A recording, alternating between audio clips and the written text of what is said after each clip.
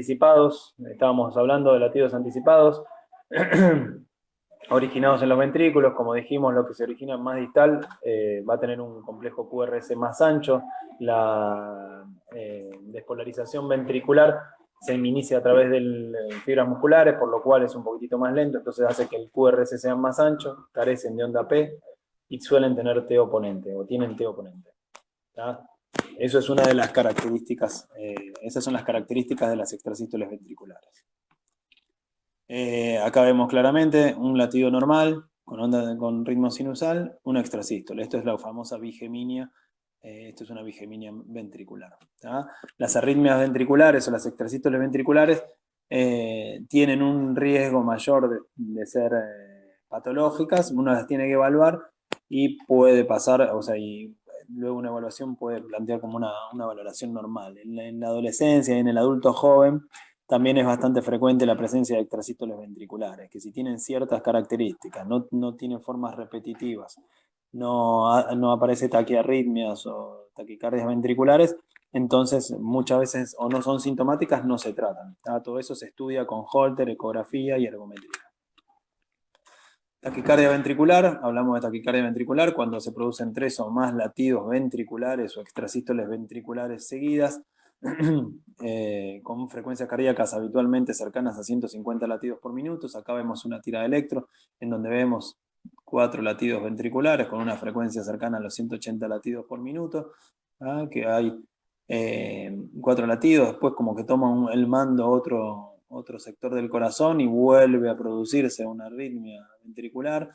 Esto se llama taquicardia ventricular no sostenida, cuando se producen episodios de arritmias ventriculares o de taquicardia ventriculares que duran menos de 20 latidos, entre 18 y 20 latidos seguidos.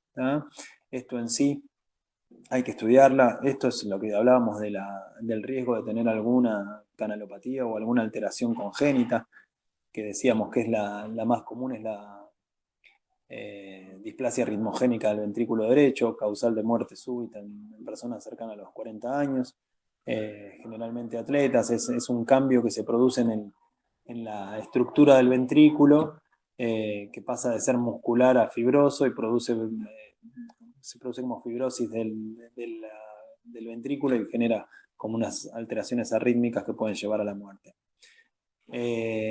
Esto se estudia siempre cuando hay este tipo de arritmias, se estudia. Igual las arritmias ventriculares son mucho más sintomáticas que las supraventriculares porque no llevan un orden, más allá de la frecuencia cardíaca del orden.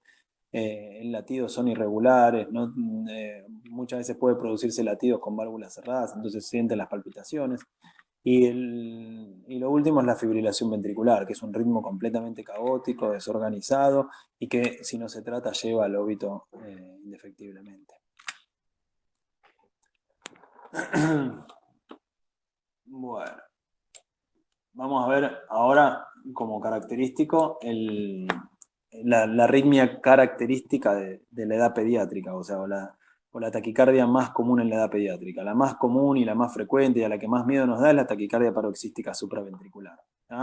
Esta es una taquicardia que tiene un inicio y un fin que se inicia y se termina de manera brusca, no es paulatino, no es progresiva, y que tiene tres mecanismos electrofisiológicos de formación. El automatismo, en donde hay un generador de electricidad distinto al nodo aurículo ventricular que no responde al estímulo ni sinusal ni vagotónico y que produce una estimulación constante, continua y repetitiva de la estimulación en general, de estimulación eléctrica, y que lo único que nos puede frenar un poco ese automatismo es el nodo aurículo ventricular. La actividad gatillada es eso, es lo que decíamos, a partir de un latido extraauricular se puede producir si hay reentradas, o ya sea por vías anómalas, que es la más frecuente, que es el famoso Wolff-Parkinson-White, a través de unas de Kent. Son vías de reentrada que producen como círculos, como circuitos más pequeños, con frecuencias cardíacas altas y con respuesta alta al estímulo eléctrico. La reentrada, que es lo más frecuente, cerca del 95% de los pacientes con taquicardia paroxística supraventricular, puede ser la entrada tipo gas de Kent, que es un circuito que diríamos por una vía accesoria, o dentro del mismo intranodal, dentro del nodo auriculoventricular. Mucho menos frecuente. La incidencia es baja, del 1%, y se ve más... Perdón. Principalmente en menores de 1 año, siendo la expresión mayor dentro de los 4 meses de vida. Está relacionado con eso, con haces rudimentarios que tienen una capacidad mucho más baja de transmitir el impulso eléctrico y que se suelen desaparecer espontáneamente dentro del año de vida. Muchas veces se autolimitan solos, o sea, estos pacientes a veces pasan estas arritmias relativamente asintomáticas y se solucionan solos. Yo tuve un caso en un paciente que también era un chico de 2 meses que consultó al pediatra y el pediatra lo derivó, y cuando llegó al consultorio, o sea que había pasado un tiempo bastante importante, del interrogatorio no surgía nada, la madre no refería nada, y el chico, cuando uno lo escuchaba, tenía una frecuencia cardíaca de 250 latidos por minuto y se reía. O sea, los chicos tienen una capacidad de adaptación mucho más grande y toleran mucho más. Después, cuando uno empezaba a hilar un poquitito más fino, la madre te decía que interrumpía mucho las mamadas cuando tomaba la teta, que transpiraba mucho cuando comía. Entonces, había signos de que por momentos el corazón fallaba. Entonces, era importante intervenir en ese momento. Ese chico hicimos todo lo que vamos a hablar ahora acá. Los síntomas son taquicardia de inicio y finalización brusca en los lactantes, signos de insuficiencia cardíaca, succión débil, mala actitud alimentaria, sudoroso, con pulsos débiles, generalmente están irritables, son chicos que se sienten mal, pero como puede haber momentos en que entra y se va de la taquicardia, entonces no es constante, no es algo constante. Y en los niños más grandes lo pueden referir como un dolor precordial, como un malestar, debilidad, palidez y dolor abdominal, que el diagnóstico diferencial es la sepsis. Generalmente son muy bien tolerados, o sea, los chicos tienen muy buena tolerancia, no se llega, no son causantes de muerte súbita este tipo de arritmia. Así que quédense tranquilos. Con respecto al electrocardiograma, la frecuencia cardíaca va a variar según si son más grandes o más chiquititos. La onda P, según la frecuencia cardíaca, puede o no ser visible. Y los complejos QRS, como dijimos, son angostos. Acá aclaro lo de puede haber aberrancias. Hay veces que la transmisión a través de las vías nerviosas ventriculares pueden estar un poquitito más enlentecidas y puede parecer como un complejo QRS ancho, entonces a veces a uno le cuesta diferenciar mucho entre unas taquicardia ventricular y taquicardia supraventricular. Uno tiene que evaluar todo, el tipo de frecuencia, si es de alta frecuencia o frecuencia más baja, cómo es el QRS, la presencia o no de ondas P, la repolarización o la despolarización, la repolarización si coincide con la despolarización. En todas esas cosas nos hacen pensar en si es una supraventricular o ventricular. Acá vemos un ejemplo donde vemos una frecuencia cardíaca bien alta. Acá no se puede ver la presencia de onda P porque está tapada por el QRS y por la onda T. O sea, seguramente si uno acelera el electrocardiograma, vieron que la velocidad estándar del electrocardiograma es de 25 milivolts. Si uno lo pone en 50 milivolts, puede hacer que se amplíe el espacio entre dos latidos, o sea, vas a ver mejor todo el espacio entre dos latidos y ahí podés encontrar la presencia de una onda P. En este caso no se ve. Este es una onda P con aberrancia, este es una taquicardia paroxística supraventricular con aberrancia, en donde se ven las onditas P, muy chiquititas, pero se ven. Y el tratamiento, que es lo más importante en este tipo de casos, cuando uno tiene un paciente con una taquicardia paroxística supraventricular, lo primero que uno tiene que plantearse en el paciente es si está compensado o descompensado, está de acuerdo a la clínica del paciente. Si está compensado, es un chico que, bueno, obviamente uno lo lleva a la guardia, a un shock room, le pone el monitoreo. Siempre está buenísimo que esté documentado, que uno pueda hacer un electro. Entonces, en ese momento uno va a hacer el diagnóstico, o sea, va a ver la taquicardia, va a buscar las ondas P, va a hacer todo eso. Mientras tanto, alguien va a ir preparando hielo, o algo va a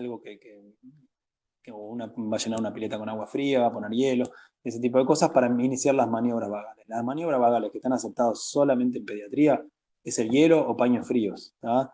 Lo que uno hace no es que lo dejo media hora en agüita fría, no, le pongo una cubetera de hielo en el cuello un segundo. O sea, lo que nosotros tenemos que generar es que el chico haga un valsalva. ¿Tá? Entonces lo que le va a generar el cese de la arritmia es el valsalva, que nosotros en un lactante no le podemos pedir que lo haga, en un chico un poquitito más grande le podemos decir que haga un reflejo valsalva. También se utiliza como que haga fuerza para hacer caca, ese tipo de cosas. Ni reflejo nauseoso ni masaje del seno carotidio se hace. ¿Tá?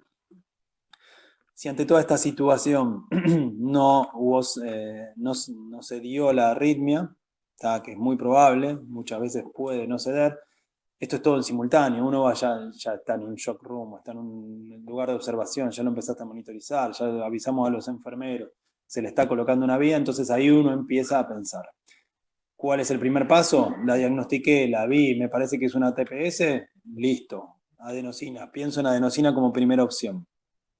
¿Tá? La adenosina es un bloqueante, bloquea la conducción a través del nodo auriculoventricular, aparte de ser cronotrópico negativo, y lo que tiene como característica es que tiene una vida media muy corta. ¿Tá? Entonces hay que instilarlo por vía endovenosa rápida en bolo. ¿Tá? La dosis es entre 0,5 a 1 miligramo kilogramo dosis y se da en bola, en bolo.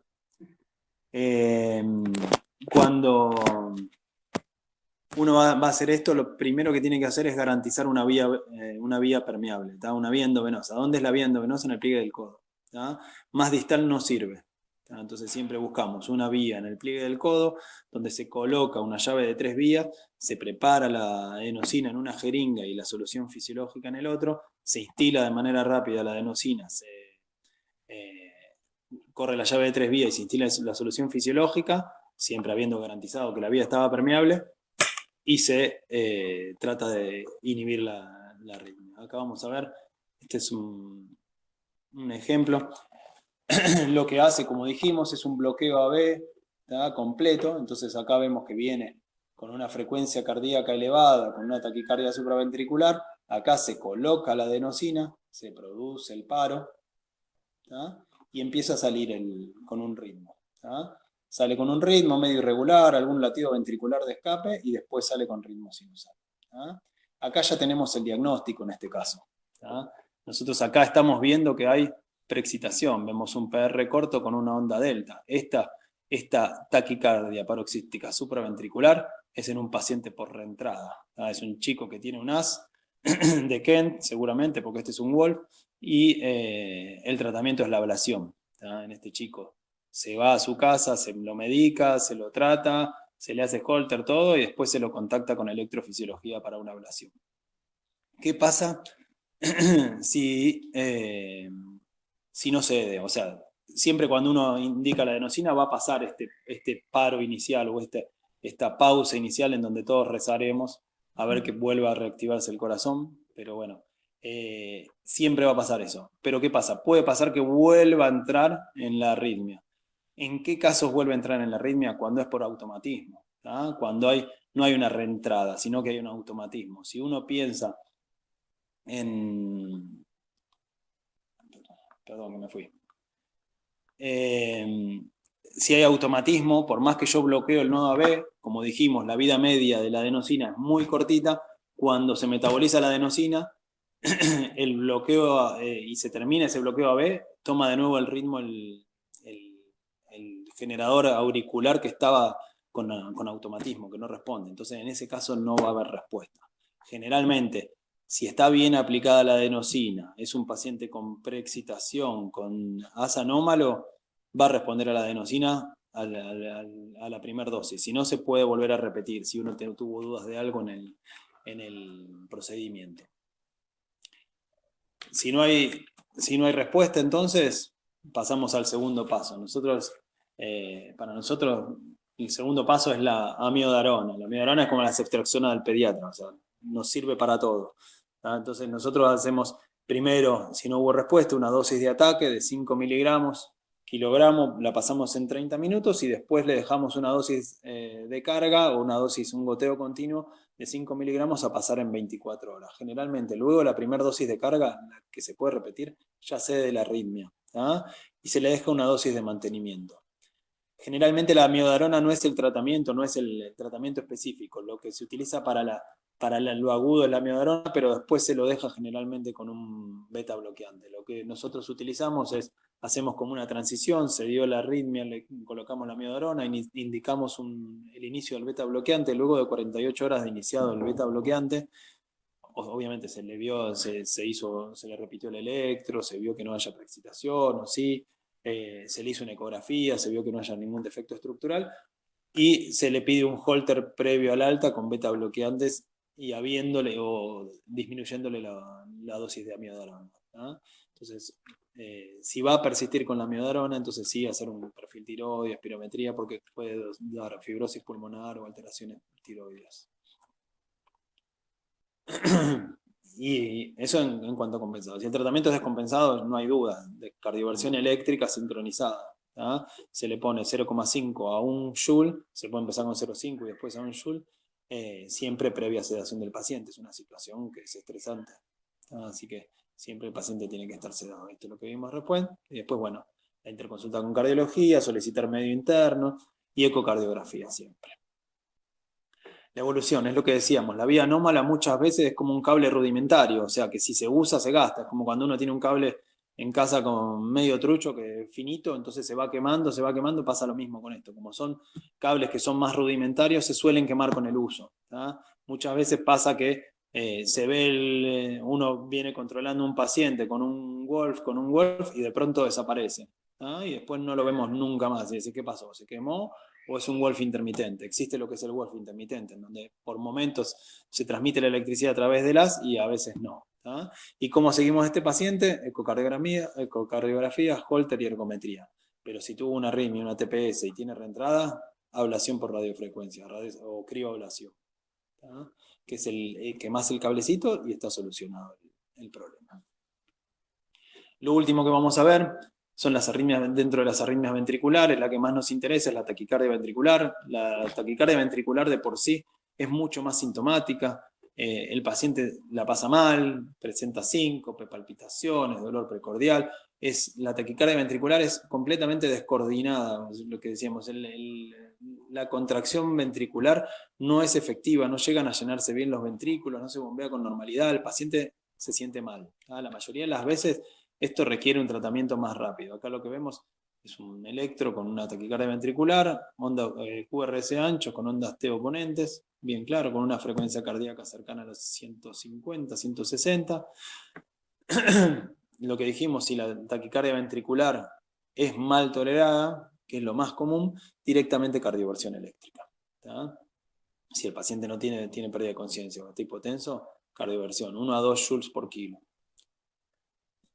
Si el paciente está en compensado, raro, generalmente se ven chicos más chicos, con corazones sanos, en pediatría usamos lidocaína, cosa que en adultos no se usa, se usa la procainamida como primera opción, que es una dosis de lidocaína de 1 o 2 por kilo en infusión rápida y se repite cada 10 minutos. Mi resultado con la lidocaína no fue buena, por lo cual yo paso directamente a la amiodarona, volvemos a lo mismo. 3 a 5, en realidad 5 miligramos, le pasamos, es la misma dosis que se utiliza para las supraventriculares, y cuando se dé la arritmia, siempre este paciente va a ser evaluado por especialistas. ¿tá? El electrofisiólogo, arritmólogo, tiene que evaluar a este paciente, y este paciente muchas veces se estudia todo, inclusive se pide una resonancia magnética para ver lo que decíamos, la displasia ritmogénica del ventrículo derecho. Y creo que esta fue la última, sí, esta fue la última. Fue por ahí un poco extensa. No sé si les quedó claro, si tienen alguna duda, si quieren preguntar algo.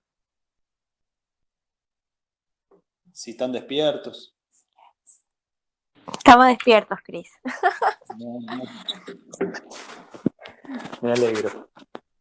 Bueno, esta, como dijimos, es como una introducción básica al electro y arritmias. Obviamente, ustedes ya pueden ir leyendo, al que le interesa va a leer más, al que no le interesa va a leer menos. Como concepto básico, o sea, siempre nosotros insistimos en lo mismo, hay que ver el electrocardiograma. cuando nos piden una interconsulta, muchas veces le decimos, bueno, háganle el electro, y cuando uno va y dice, bueno, ¿vieron algo en el electro? No, ni lo vimos. O sea, es como que cuando ustedes van y hacen una placa o piden una placa para ver el pulmón, esperen al neumonólogo para verlo. No, lo tiene que ver uno y después sí con el especialista hablar. O sea, y siempre hay que tratar de llevar una normativa y un orden con respecto al electro. Si uno va paso por paso haciendo las ondas y cómo va, entonces uno no va a tener problemas. O sea, podemos no llegar al diagnóstico, inclusive nosotros podemos muchas veces no llegar a un diagnóstico de decir, bueno, ¿dónde está ubicada la arritmia? ¿Dónde se origina? Es difícil en algunas circunstancias, pero por lo menos lo vimos y lo intentamos. Esto es ver y ver electrocardiogramas, no queda otra.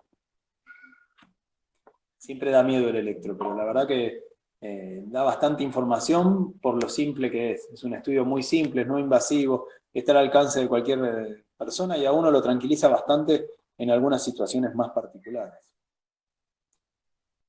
Así que bueno, no sé, esperemos, si hay alguna pregunta o surge, la pueden mandar por mail a las coordinadoras y yo sí, me las harán llegar y yo se las contesto. Y si no, en las próximas clases, que son la semana que viene, y si no me equivoco, el 28, eh, si surge alguna pregunta, me preguntan sin problema. Gracias, Cris. No, de nada. Bueno, chao, buen día.